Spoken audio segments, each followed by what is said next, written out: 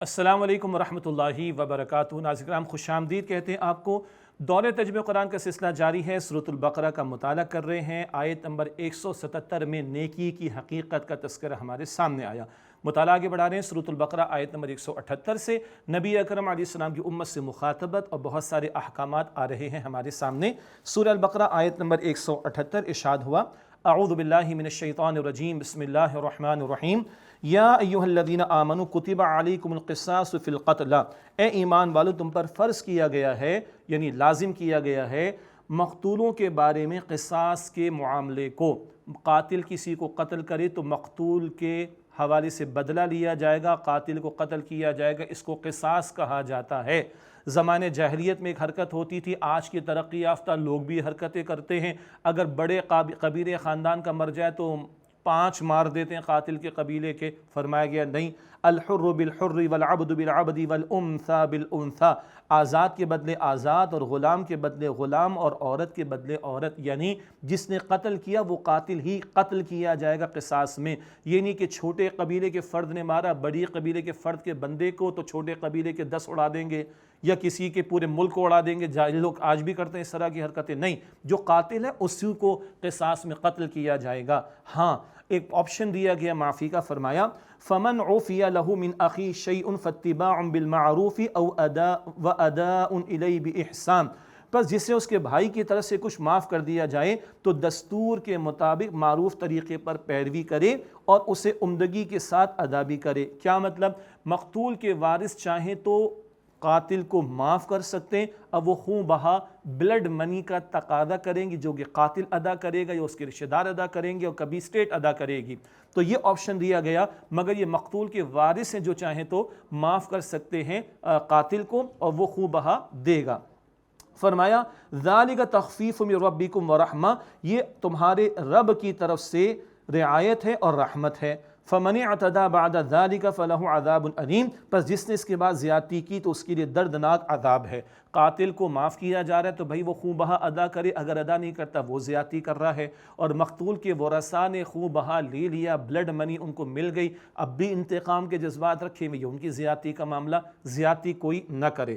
یہ قصاص کا حکم کیوں دیا گیا؟ فرمایا وَلَكُمْ فِي الْقِصَاصِ حَيَاةٌ يَا أُولِي الْأَلْبَابِ لَعَلَّكُمْ تَتَّقُونَ، اور تمہارے لیے قصاص میں زندگانی ہے اے عقل والو تاکہ تم بچ سکو۔ کس سے بچ سکو؟ قتل و غارت گری سے بچ سکو۔ دنیا کے کچھ لوگ کہتے ہیں بڑی سخت سزائیں ہیں، عجیب بات ہے۔ یہ اعتراض کرنے والوں کو قاتلوں سے مجرموں سے محبت ہے، مقتول کی بیوہ اور اس کے بچے یتیم ہو گئے ان سے کوئی محبت نہیں، اور زندگیاں ضائع ہوتی چلی جائیں اس کی کوئی فکر نہیں۔ اللہ ہمارا خالق ہے، وہ کہتا ہے قصاص کے حکم میں زندگانی۔ ایک شخص 100 مرتبہ سوچے گا کہ اگر میں قتل کروں گا مجھے بھی قتل کیا جا سکتا ہے، یہ بھی بچے گا، قتل ہونے والا بھی بچے گا۔ یہ زندگانی اللہ تعالیٰ دینا چاہتا ہے جس سے جانیں محفوظ ہوں گی اور دشمنیوں کے دائرے طویل نہیں ہوں گے، ورنہ ایک دوسرے کو دوسرا اس والے کو اس کا بیٹا، اس کو اس کا چچا، اس کو اس کا بھتیجا، اس کو لامتناہی سلسلہ ہوگا۔ نہیں، لعلکم تتقون، تاکہ تم بچ سکو مراد قتل و غارت گری سے۔ یہ حکم اللہ کا ہے، nobody can deny this۔ اگر کوئی مسلمان ہو کر بھی معاذ اللہ انکار کرتا ہے قصاص کے حکم کا، اپنے ایمان کی خیر بنائے اور اپنی آخرت کی فکر کرے۔ اللہ اکبر۔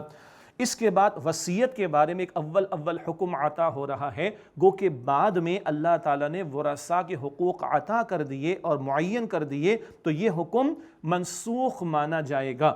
آئیے اس کو سمجھتے ہیں۔ ارشاد ہوا کتب علیکم اذا حضر احدکم الموت ان ترک خیرا الوصیۃ للوالدین والاقربین بالمعروف، تم پر فرض کیا گیا ہے کہ جب تم میں سے کسی کی موت کا موقع آئے، اگر وہ مال چھوڑے تو وصیت کرے ماں باپ کے لیے اور رشتہ داروں کے لیے معروف طریقے کے مطابق۔ حقا علی المتقین، یہ متقین کے ذمے ہے کہ وہ لازماً یہ کام کریں۔ اول یہ حکم تھا، بعد میں والدین کے لیے، اولاد کے لیے اللہ تعالیٰ نے شوہر کے لیے، بیوی کے لیے خود حصے مقرر فرما دی۔ وہ احکام سورہ نساء کی آیت نمبر 11 اور 12 میں آئے تو یہ حکم منسوخ ایبروگیٹڈ مانا جائے گا۔ فمن بدلہ بعد ما سمعہ فانما اثمہ علی الذین یبدلون، پھر جو کوئی اسے بدل دے اس کے بعد کہ اس نے اس کو سنا یعنی وصیت کو، تو اس کا گناہ صرف ان لوگوں پر ہے جنہوں نے اسے بدل ڈالا۔ ان اللہ سمیع علیم، بے شک اللہ تعالیٰ خوب سننے والا، علم رکھنے والا ہے۔ کوئی اگر وصیت کے معاملے میں ڈنڈی مار رہا ہے تو اللہ سننے والا، علم رکھنے والا، اللہ کو سب معلوم ہے، جواب اللہ کو دینا ہوگا۔ ہاں فرمایا فمن خاف من موص جنفا او اثما فاصلح بینہم فلا اثم علی، پس جو کوئی وصیت کرنے والے سے طرفداری یا گناہ کا خوف کرے پھر صلح کرا دے ان کے درمیان تو اس میں کوئی گناہ کی بات نہیں۔ ان اللہ غفور الرحیم، بے شک اللہ سبحانہ وتعالی بہت بخشنے والا نہایت رحم فرمانے والا ہے۔ وصیت کرنے والے نے کوئی ایسی وصیت کر دی جو شریعت کے خلاف ہے تو اس کو شریعت کے مطابق کرنا پڑے گا، اگر اس نے کسی کے ساتھ زیادتی کی ہے تو اس کا ازالہ کرنا پڑے گا۔ اس حوالے سے اگر وصیت بدلنا پڑے تاکہ شریعت کے مطابق معاملہ ہو جائے تو کوئی حرج کی بات نہیں ہے، بے شک اللہ غفور ہے، اللہ تعالی رحیم ہے۔ وصیت کے بارے میں ذہن میں رکھیں، ورثاء کے حصے اللہ تعالی نے خود مقرر فرما دیے، تو اب وارث کے لیے وصیت نہیں۔ حدیث میں آتا ہے کہ غیر وارث کے لیے وصیت کی گنجائش ہے، وہ بھی زیادہ سے زیادہ 1/3 مال کی حد تک، یہ تفصیل تفاسیر میں اور پھر احادیث مبارکہ میں ہم دیکھ سکتے ہیں۔ ناظرین کرام، اگلا رکوع ہے سورۃ البقرہ کا رکوع نمبر 23۔ ماہ رمضان المبارک، قرآن پاک میں یہ رکوع بڑا اہم ہے۔ ماہ رمضان، اس کے فرض روزے اور رمضان کے بارے میں جو کچھ قرآن پاک میں آیا وہ اسی ایک رکوع میں ہے۔ نماز ہے، زکوٰۃ ہے، حج ہے، عمرہ، دیگر مقامات پر بار بار ذکر آتا ہے، لیکن ماہ رمضان، اس کے فرض روزے اور رمضان سے متعلقہ امور، ان سب کا بیان اسی ایک مقام پر 23 رکوع میں آیا ہے۔ ارشاد ہوا یا ایھا الذین آمنوا کتب علیکم الصیام کما کتب علی الذین من قبلکم لعلکم تتقون، اے ایمان والو تم پر روزہ رکھنا فرض کیا گیا جیسے کہ تم سے پچھلے لوگوں پر فرض کیا گیا تھا تاکہ تم متقی بن سکو۔ نیا حکم نہیں، پہلے بھی لوگوں کو یہ حکم دیا، اب تمہیں بھی دیا جا رہا ہے۔ ہمارے لیے اللہ نے آسانی فرمائی، سحری بھی ہے۔ یہود کے روزے میں سحری نہیں ہوتی تھی، وہ مشقت والا معاملہ تھا، تو کوئی نیا معاملہ نہیں۔ مقصد کیا ہے؟ تم میں تقوی پیدا ہو۔ روزے کی حالت میں حلال کو چھوڑ دیتے ہیں، کھانا پینا زوجین کا تعلق چھوڑ دیتے ہیں، بھائی حرام کو چھوڑو۔ اب پورے وجود کا بھی روزہ ہے اور پوری زندگی کا بھی روزہ ہے۔ اس روزے میں حلال چھوڑ رہے ہو، پوری زندگی کے روزے کی تیاری کرائی جا رہی ہے۔ پوری زندگی کا روزہ کیا ہے؟ گناہوں کو چھوڑ دینا۔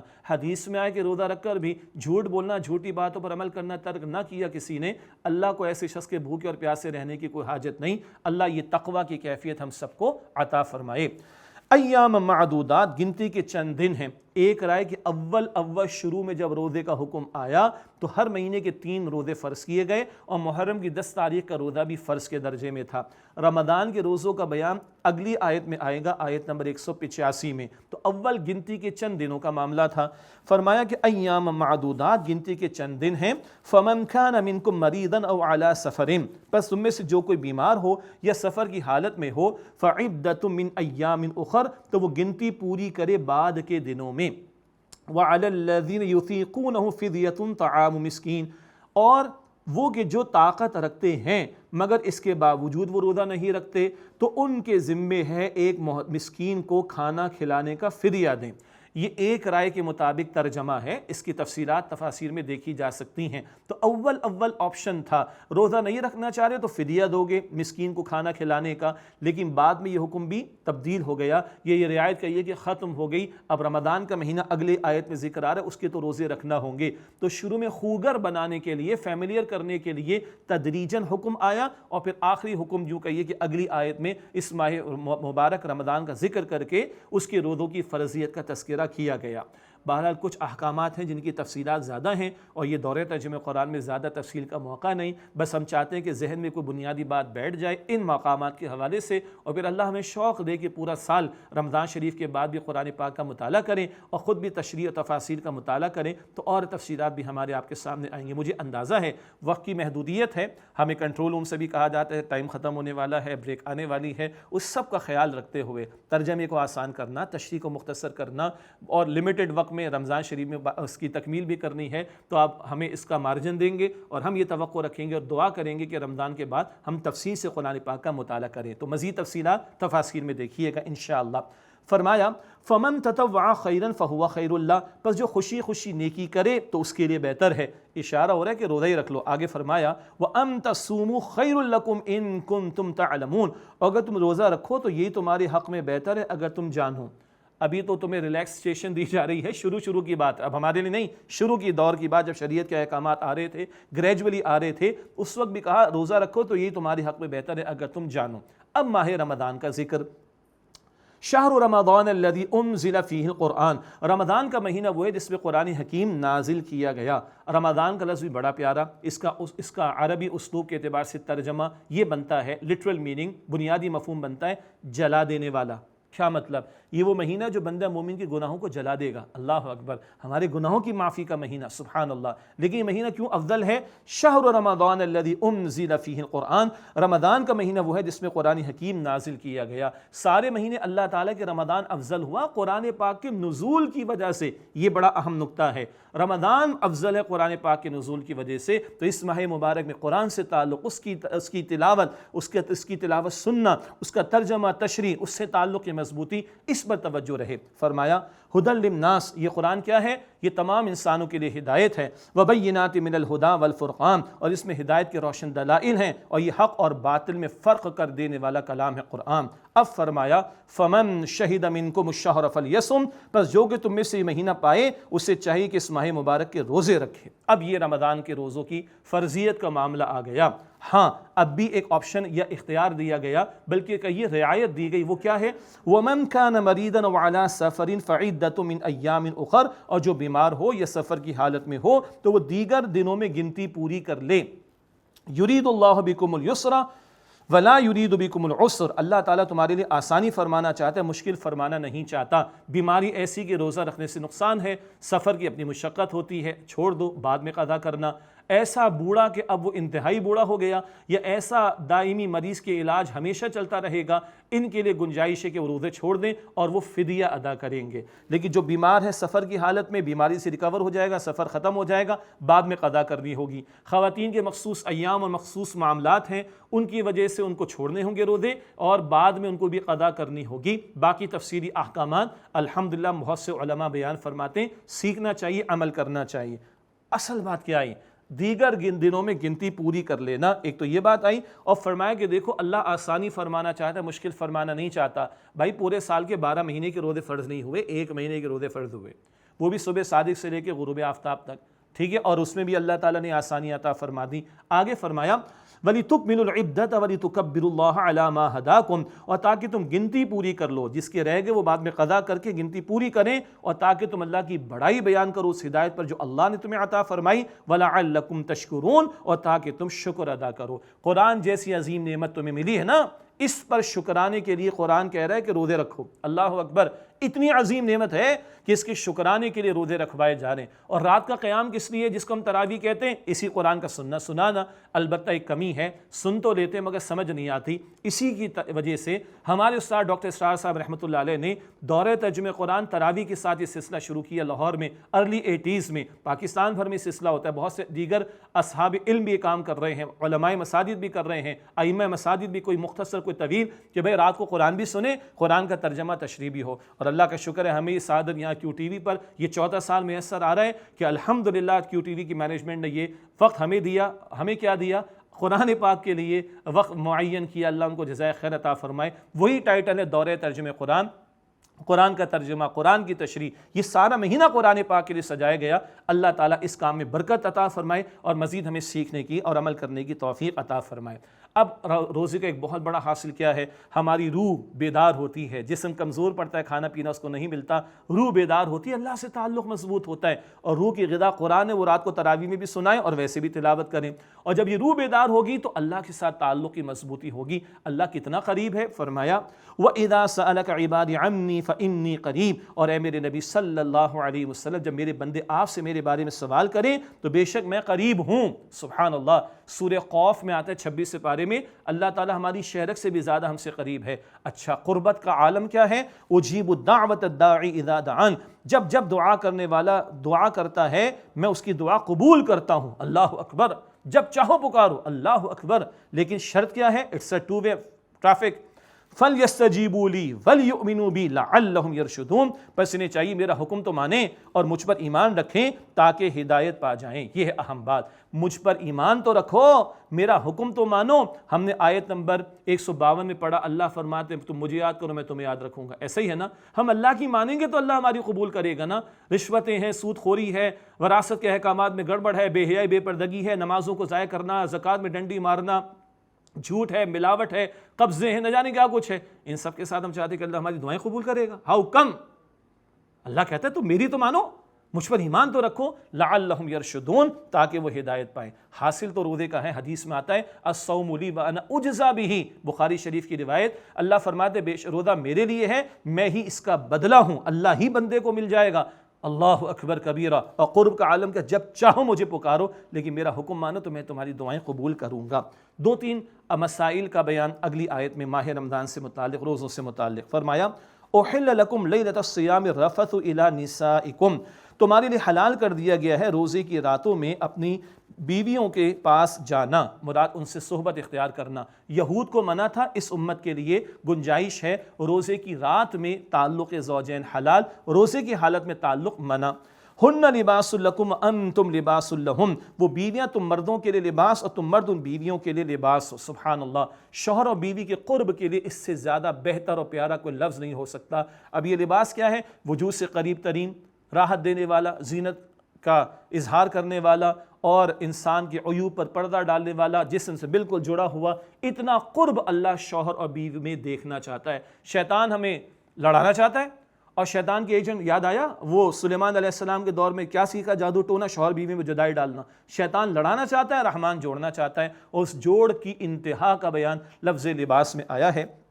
ہن لباس لکم وانتم لباس لہن، وہ بیویاں تم مردوں کے لیے لباس اور تم شوہر ان بیویوں کے لیے لباس ہو۔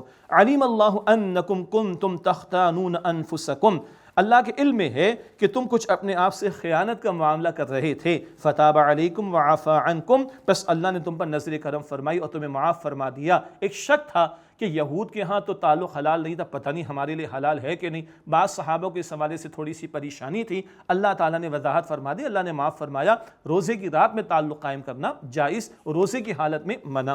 فالآن باشروہن، پس تم ان سے صحبت اختیار کرو، وابتغوا ما کتب اللہ لکم، اور جو اللہ نے تمہارے لیے طے فرما دی اس کو طلب کرو، مراد اولاد کا حصول۔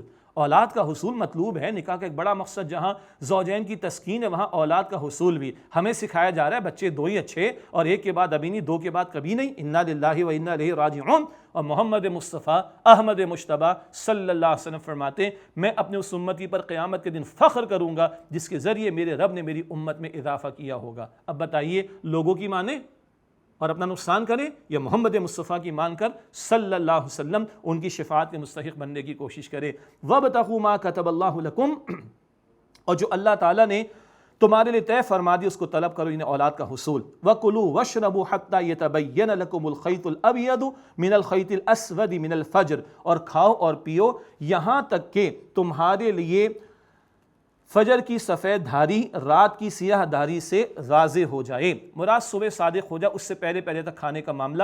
السحور برکہ، حدیث شریف میں کہ سحری میں برکت ہے، سحری ضرور کیا کرو، چاہے کچھ گھوٹی کیوں نہ ہو، ضرور بندہ اس کا اہتمام کرے۔ صبح صادق ہو گئی، اب یہ روزہ شروع ہو گیا اور کھانا پینا بند۔ ثم اتموا الصیام الی اللیل، معاف کیجیے گا، پھر تم رات تک روزے کو پورا کرو۔ رات سے مراد غروب آفتاب کا ہو جانا، اور حدیث مبارک میں ہے جیسے وقت ہو جائے افطار کر لینی چاہیے۔ وَلَا تُبَاشِرُوهُنَّ وَأَنْتُمْ عَاكِفُونَ فِي الْمَسَاجِدِ، اور تم ان بیویوں سے صحبت اختیار نہ کرنا، تعلق قائم نہ کرنا جبکہ تم مساجد میں اعتکاف کرنے والے ہو۔ روزے کی حالت میں تو منع، لیکن روزے کی رات میں تعلق قائم کرنا حلال، مگر جب اعتکاف میں ہو، یہاں مساجد کا ذکر بھی آیا، تو اب اعتکاف کی حالت میں ہو تو رات میں بھی تعلق قائم کرنا جائز نہیں۔ یہ ماہ رمضان سے متعلق تمام باتیں اس مقام پر ایک ہی رکوع میں آ رہی ہیں۔ تلک حدود اللہ فلا تقربوها، یہ اللہ تعالیٰ کی حدود ہیں، ان کے قریب بھی نہ جاؤ۔ انگلش میں کہتے ہیں نا keep at a safe distance, آج کے سوشل ڈسٹینسنگ سمجھ میں آتی ہے۔ اللہ کہتے ہیں میری حدود ہیں، دور دور رہنا، قریب جاؤ گے تو مبتلا ہو جاؤ گے کہیں اس کے اندر۔ کذالک یبین اللہ آیاتہ للناس لعلہم یتقون، اسی طرح اللہ تعالیٰ لوگوں کے لیے اپنے احکام کو واضح فرماتا ہے تاکہ وہ متقی بن جائیں۔ روزے کا حاصل کیا ہے؟ تقوی۔ یہ احکام آ رہے ایک مقصد کیا ہے؟ تقوی۔ اور اگلی آیت بتا رہی ہے تقوی کا لٹمس ٹیسٹ کیا ہے۔ اگر خوف خدا دل میں ہے، اگر تقوی واقعیت دل میں ہے تو بندہ حرام سے اپنے آپ کو بچائے، اور اگر حرام سے نہیں بچ رہے تو اپنی نیکی کا جائزہ لینے کی ضرورت ہے کہ وہ کہیں جھوٹ موٹ کی نیکی تو نہیں ہے خدا نہ خواستہ۔ تقوی کا لٹمس ٹیسٹ کیا ہے؟ فرمایا وَلَا تَأْكُلُوا أَمْوَالَكُمْ بَيْنَكُمْ بِالْبَاطِلِ، اور اپنے مال آپس میں ناحق طریقے پر نہ کھاؤ۔ اپنے سے مراد اپنے مسلمان بھائی کا کھاؤ گے تو تمہارا مسلمان بھائی ہے نا، اپنا ہی حرام کھا رہے، اپنا ہی مال ہڑپ کر رہے ہو۔ کیا انداز ہے قرآن پاک کا، وَلَا تَأْكُلُوا أَمْوَالَكُمْ بَيْنَكُمْ بِالْبَاطِلِ، اور آپس میں اپنا مال ناحق باطل طریقے پر مت کھاؤ، معاف کیجیے گا، وَتُدْلُوا بِهَا إِلَى الْحُكَّامِ، اور اسے حکام تک بطور رشوت نہ پہنچاؤ، لِتَأْكُلُوا فَرِيقًا مِنْ أَمْوَالِ النَّاسِ بِالْإِثْمِ وَأَنْتُمْ تَعْلَمُونَ، کہ تم لوگوں کے مال میں سے کوئی حصہ گناہ کے طور پر جانتے بوجھتے ہڑپ کر جاؤ۔ رشوتیں پہنچا کر لوگوں کی جائیدادیں، لوگوں کے پلاٹ ان پر قبضہ، عام سی بات ہے نا ہمارے ہاں کہ رشوتیں پہنچا کر حکام تک لوگوں کا مال ہڑپ نہ کرو جانتے بوجھتے، جبکہ تم جانتے ہو کہ یہ حرام ہے۔ یاد رکھیے گا، رمضان کے روزے ہوں یا عام نفل روزے ہوں، اس کا حاصل ہے تقوی، اور تقوی اگر واقع دل میں ہوگا بندہ حرام خوری سے اپنے آپ کو بچائے گا، اور اگر حرام ختم نہیں ہو رہا تو پھر چاند رات کو مسجدیں ویران ہی ہوتی ہیں، خالی ہوتی ہیں، عید کے دن فجر ضائع ہوتی ہے، اور پھر سود خوری سارے دھندے بھی چل رہے ہوتے ہیں۔ اس اعتبار سے ہمیں اپنے روزوں کی حفاظت بھی کرنی ہے۔ اگلی آیت کریمہ اور اگلا رکوع شروع ہو رہا ہے۔ اب حج سے متعلق کچھ باتیں آ رہی ہیں، آگے قتال کا تذکرہ بھی آئے گا، موضوعات بار بار بدل رہے ہیں۔ فرمایا یسألونک عن الاہلہ، اور اے نبی صلی اللہ علیہ وآلہ وسلم آپ سے نئے چاند کے بارے میں سوال کرتے ہیں۔ قل ہی مواقیت للناس والحج، آپ فرما دیجئے کہ یہ لوگوں کے لیے اور حج کے لیے پیمانہ اوقات ہیں۔ ایک ہم لیونر کیلنڈر استعمال کرتے، شمسی بھی استعمال کرتے، لیکن جو چاند کی قمری تاریخ کے اعتبار سے کیلنڈر ہے، اسی کے مطابق ماہ رمضان، عید الفطر، حج ہے، عید الاضحیٰ ہے، ان سب کا تعین ہوتا ہے۔ اس کی طرف بھی یہاں پر اشارہ کیا جا رہا ہے۔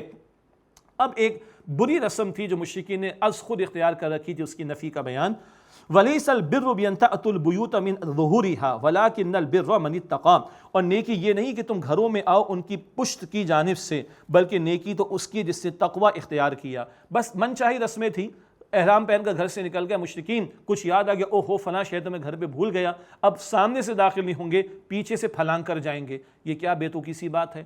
یہ من چاہی باتوں کو تم نے دین بنا رکھا ہے، من چاہی باتوں کو تم نے اختیار کر رکھا ہے دین کے طور پر۔ اللہ تعالیٰ اس کی نفی فرما رہا ہے، مہذب طریقے سے سامنے سے آؤ۔ فرمایا وَأْتُوا الْبُيُوتَ مِنْ أَبْوَابِهَا، اور گھروں میں ان کے دروازوں کی جانب سے آؤ۔ وَاتَّقُوا اللَّهَ لَعَلَّكُمْ تُفْلِحُونَ، اور اللہ تعالیٰ سے ڈرو، اللہ کا تقوی اختیار کرو تاکہ تم فلاح یعنی اصل کامیابی حاصل کر سکو۔ یہ ان کی بری رسم تھی، اللہ تعالیٰ نے اس کی نفی فرمائی، اور ہمیں توجہ دلائی جا رہی ہے نیکی وہ ہے جو اللہ اور اس کے رسول بتائیں گے صلی اللہ علیہ وسلم۔ تمہاری عقل سے تم نیکیوں کو تراشنے کی اور دین کو تراشنے کی کوششیں نہ کرو۔ اب قتال کا بیان۔ وَقَاتِلُوا فِي سَبِيلِ اللَّهِ الَّذِينَ يُقَاتِلُونَكُمْ وَلَا تَعْتَدُوا، اور تم اللہ تعالیٰ کے راستے میں ان سے جنگ کرو جو تم سے لڑتے ہیں، جو تم سے جنگ کرتے ہیں۔ وَلَا تَعْتَدُوا، اور زیادتی نہ کرو۔ إِنَّ اللَّهَ لَا يُحِبُّ الْمُعْتَدِينَ، بے شک اللہ تعالیٰ زیادتی کرنے والوں کو پسند نہیں فرماتا۔ اسلام نے جنگوں کو بھی آداب سکھائے ہیں، قتال مقصد کے ساتھ ہے۔ اگلی بات بڑی بھاری آ رہی ہے، فرمایا وَاقْتُلُوهُمْ حَيْثُ ثَقِفْتُمُوهُمْ وَأَخْرِجُوهُمْ مِنْ حَيْثُ أَخْرَجُوكُمْ، اور انہیں قتل کرو جہاں انہیں پاؤ۔ مکے کے 13 برس صبر ہی صبر تھا، مدینہ شریف میں آ کر قتال کی اجازت اور حکم آیا، اور زندگی جن لوگوں نے اجیرن کی تھی مشرکین، ان سے اب قتال کی بات ہو رہی ہے۔ اس پس منظر میں ان آیات کو سمجھنے کی کوشش کرنی چاہیے۔ وَاقْتُلُوهُمْ حَيْثُ ثَقِفْتُمُوهُمْ، اور انہیں قتل کرو جہاں انہیں پاؤ۔ وَأَخْرِجُوا مِنْ حَيْثُ أَخْرَجُوكُمْ، اور انہیں نکال دو جہاں سے انہوں نے تمہیں نکالا۔ وَالْفِتْنَةُ أَشَدُّ مِنَ الْقَتْلِ، اور فتنہ قتل سے زیادہ سنگین ہے۔ قتل بھاری بات ہے، مگر دین کو جو ہے محدود کرنے کی کوشش کرنا، دین پر عمل کرنے میں رکاوٹ ڈالنا، یہ فتنہ بھاری ہے قتل کے مقابلے میں۔ وَلَا تُقَاتِلُوهُمْ عِنْدَ الْمَسْجِدِ الْحَرَامِ حَتَّى يُقَاتِلُوكُمْ فِيهِ، اور ان سے مسجد حرام کے پاس جنگ نہ کرو یہاں تک کہ وہ کفار تم سے لڑیں۔ فَإِن قَاتَلُوكُمْ فَاقْتُلُوهُمْ، پس اگر وہ تم سے جنگ کریں تم بھی ان سے جنگ کرو۔ مسجد حرام کا تقدس ہے، خانہ کعبہ کا تقدس ہے، مگر اگر یہ جنگ پر آ جائیں کفار تو تمہیں اجازت، تم بھی جنگ کر سکتے ہو۔ كَذَلِكَ جَزَاءُ الْكَافِرِينَ، اسی طرح کافروں کی سزا ہے، اللہ فرما رہا ہے۔ فَإِنِ انْتَهَوْا فَإِنَّ اللَّهَ غَفُورٌ رَحِيمٌ، پھر اگر وہ باز آ جائیں تو بے شک اللہ بہت بخشنے والا، نہایت رحم فرمانے والا ہے۔ وہ صلح پر آمادہ ہوں تو تم بھی محض جنگ برائے جنگ کا معاملہ جاری نہ رکھنا۔ ناظرین کرام، ایک وقفہ لیتے ہیں، اس کے بعد انشاءاللہ قتال کے مقصد کے حوالے سے اگلا کلام ہمارے سامنے آئے گا۔ السلام علیکم ورحمۃ اللہ وبرکاتہ۔